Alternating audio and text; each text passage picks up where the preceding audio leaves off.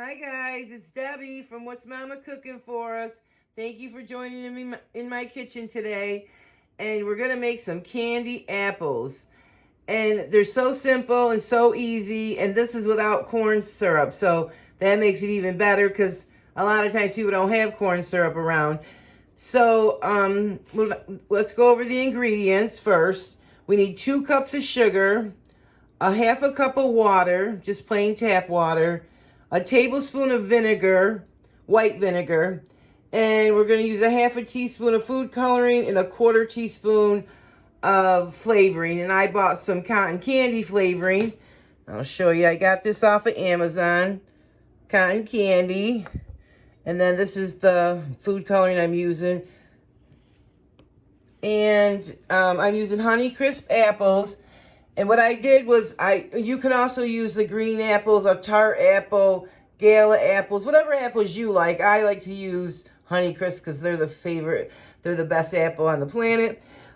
So you want to wash your apples the day before and get them really good and dry. So then that way the next day they're nice and dry because you don't want to get any water in there. Make sure you get inside the little stem end and the bottom end and make sure you get that nice and dry because the water will mess up your mix and it won't, the mix won't adhere to it. Yeah.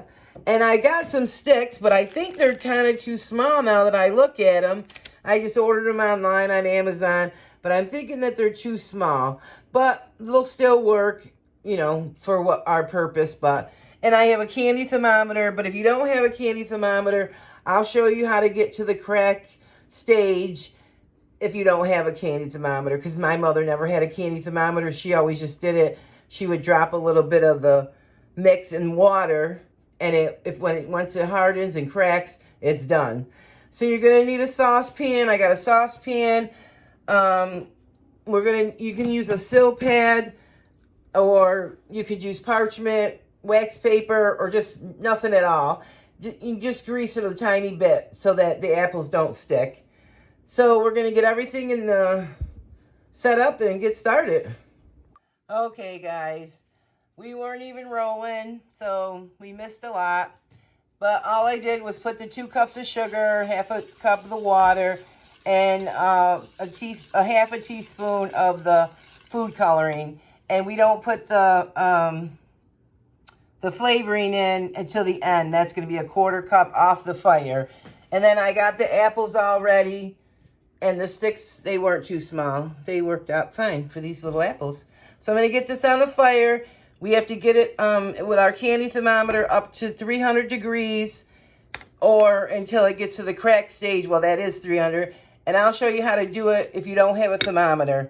So this is so simple and so easy. Let's get it on the flame. Oh my God, you guys. I feel like I messed up this video already.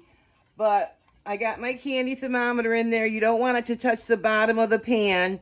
So there's an adjustable band here. And just so it's just touching the liquid.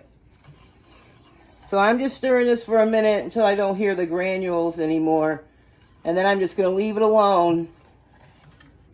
But I'm going to talk to you guys for just a minute because I hope I told you everything about washing and drying your apples properly. Try to do them the day before, because I'm not sure what I got in and what I didn't get in. And it's been about 5 minutes, and you just let it boil, leave it alone. But see, this is how my mother and I used to check it before I got a thermometer. You just take a little and you put it in there, and if it turns into like a string and stands straight up, it's done. And see, that's not done, not even close. But I'll show you the difference when it's at 300. All right, we're almost at the 300, which I just looked on my thermometer. It's 302 for the crack stage. And so I have done this a couple more times as well. And they're almost there. But I'll show you when we get there. Okay, we're going to put this 1/4 teaspoon of flavoring. Cotton candy, but you can use whatever kind you want. Oh my gosh, I'm sorry guys, this video was terrible. In the beginning when I was saying where it got cut off, I put the water and the vinegar and the sugar and the food coloring in. All of those. The only thing we didn't put in was the flavoring until the end.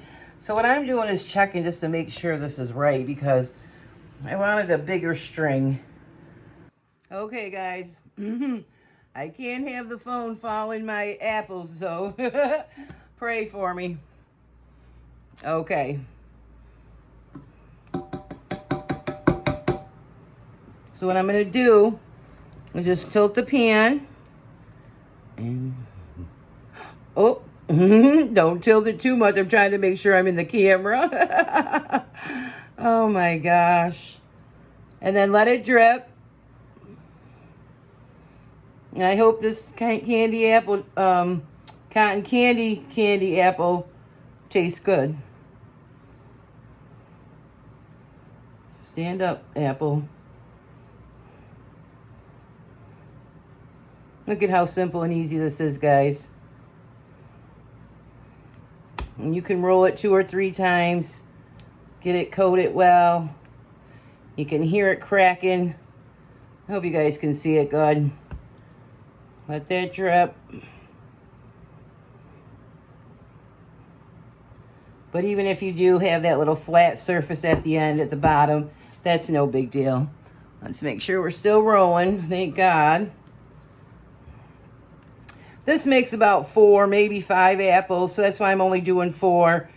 And then I'm going to do some caramel apples.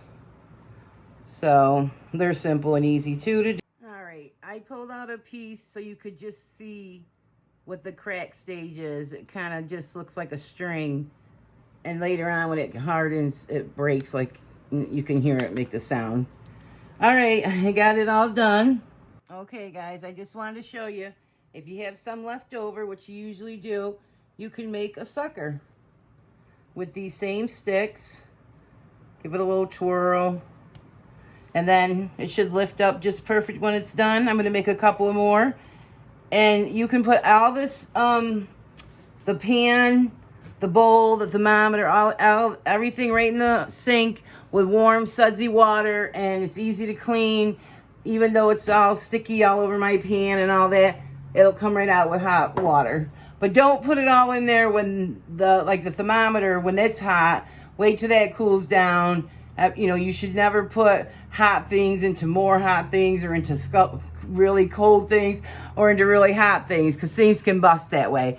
But they look pretty good. I hope you guys give these a try. I'm going to make up a couple more suckers and we got to let them harden and then we'll crack one open and enjoy it.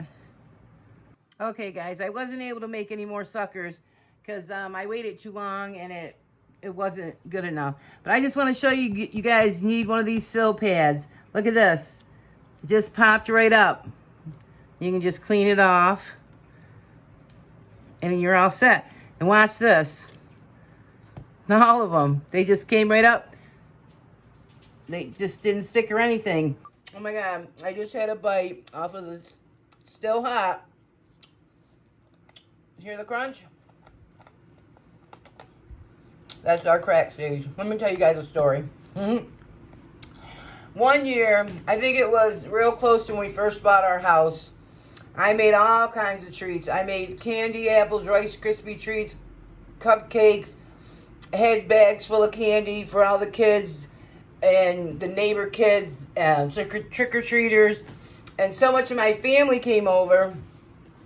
So, you know, everybody came from my ex-husband's side of the family, my paternal side of my family, my maternal side of my family. So it was a full house. So I was running out of everything.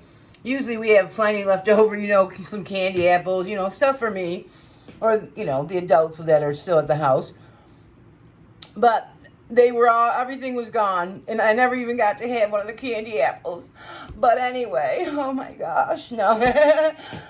A few weeks or a few months later, one of my cousins says to me, those candy apples were awful. I hate to say that, but they weren't at the crack stage. I'm like, oh my God, I'm so embarrassed. And then someone else told me, are they supposed to be like that? Because I was impatient and I didn't wait till I got to the crack stage. But you have to, otherwise you're not going to get a good candy apple. And I like that little top. See the little things? That's how you know you hit the crack stage. I keep saying that, but that's how you know. And so we're going to cut one open in a few, and we're going to enjoy it. See, guys, like I was showing you, I just put hot water in there, and it's coming right up. Nice and easy. Okay, I cut one open for us. Yummy, yum. Let me get that out of there. Let's go in and get a nice bite. Mm-hmm. Perfect, perfect, perfect. It's so delicious. All right, guys, give these a try. They're very simple, very easy. Remember, don't spend time stirring it. Just stir it a couple of times when you first get all the ingredients in. Stir it really good. Then put it on the flame. And then you only want to stir it maybe once or twice just to make sure it's not sticking in corners. And just let it go. Trust that it just needs to sit there for almost a half hour to get to that crack stage. If you have a thermometer, great. If not, do what I told you. You should have those strings and you'll know you're there. That's all me and my mother ever used for years. And then you can also make the suckers. So simple and so easy. And I know my little grandson Gianni's going to love that because I buy him suckers every couple of weeks or whenever he runs out. And he's going to have a homemade one.